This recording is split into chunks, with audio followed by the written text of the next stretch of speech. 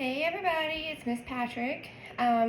This week we're focusing on ratios, and we're first going to start off with writing ratios 3 different ways, as you can see right here.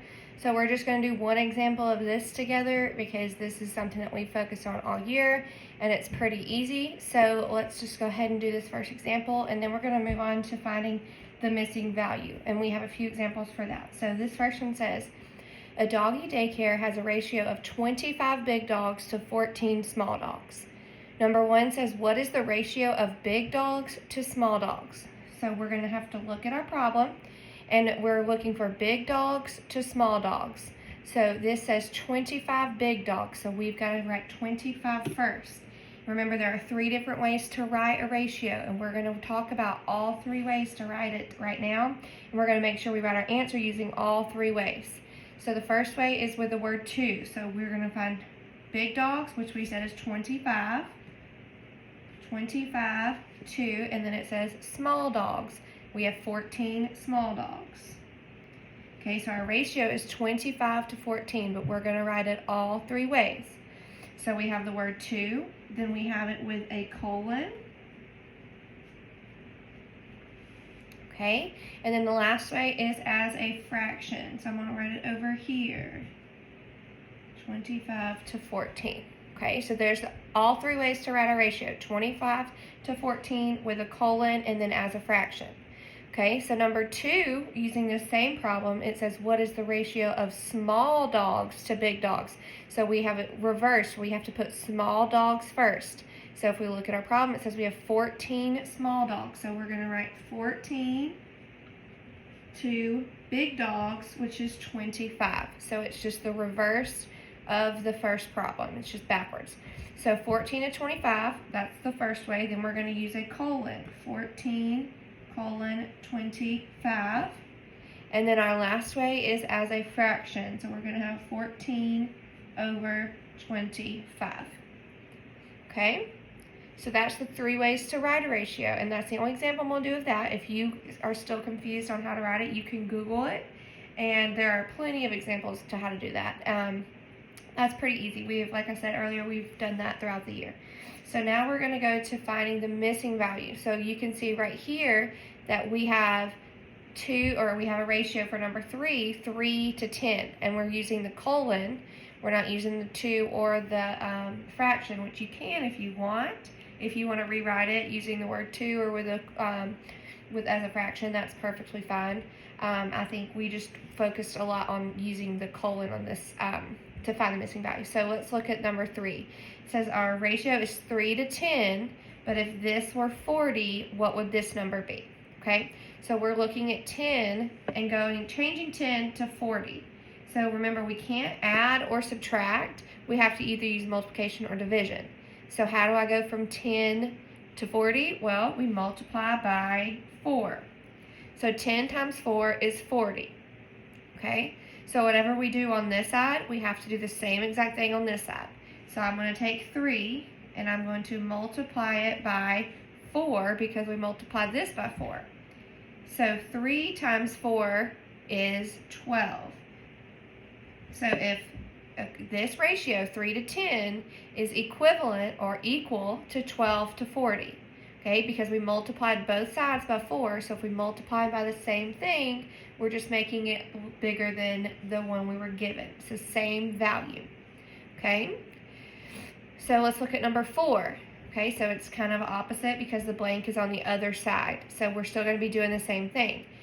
But remember, we can't add or subtract. We have to multiply or divide. So we have 12 and 6. So we can't multiply 12 by a number to get 6, but we can divide. 12 divided by what gives us 6? 2. So 12 divided by 2 is 6. So if I divided by 2 on this side, I have to do the same thing on this side. So 20 divided by 2. I divided by 2 over here. I have to divide by 2 over here. 20 divided by 2 is 10. Okay? So if that one was set up as a fraction, it would be 12 over 20, and then it would be 6 over 10. That's just like simplifying a fraction. Okay? And you can keep going and simplify this again. But this one right here, it gave us 6. So it's asking if this was 6, what would this number be? Okay. So now let's use this, what we just did, and let's put it into an actual word problem, okay? So the problem says a class has a ratio of 4 boys to 5 girls, okay? So let's go ahead and write that down. 4 boys to 5 girls. 4 boys to 5 girls, okay? So then number 5, the question says, if there were 16 boys, how many girls would there be? Okay, so this has 16 boys. This is just like this right here. It gave us this ratio, and then it's saying this next number would be 6, or for this problem, it's 16, okay? So 16 boys. So we have 4 boys right here, so we're going to keep 16 underneath. So 16 boys is saying how many girls would there be? Okay, so we're going to do the same exact thing we did up here, and we're going from a small number to a big number, so we're going to be multiplying. 4 times what gives us 16? 4 times 4 gives us 16. So if I multiply by 4 over here, I'm going to multiply by 4 over here.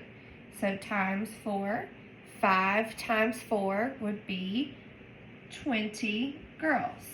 So if there were 16 boys, how many girls would there be? There would be 20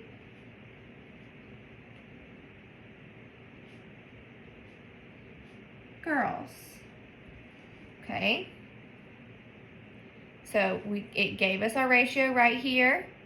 We had to line up 14 boys with boys and make sure that we multiplied by the same thing. So let's now look at number 6, and it's still going with this problem right here. It says the class has a ratio of 4 boys to 5 girls. So let's write that down again. Okay, 4 boys to 5 girls. It says if there were 25 girls. So this time we're using girls, so we need to make sure that we line it up underneath girls. So 25 girls, how many boys would there be? Okay, so we're still multiplying because we're going from a big number or small number to a big number. We can't add or subtract. So to go from 5 to 25, I'm going to multiply by 5. So if I multiply by 5 over here, I've got to do the same thing over here, times 5. So 4 times 5 is 20 boys. So there would be 20 boys. Same answer as above.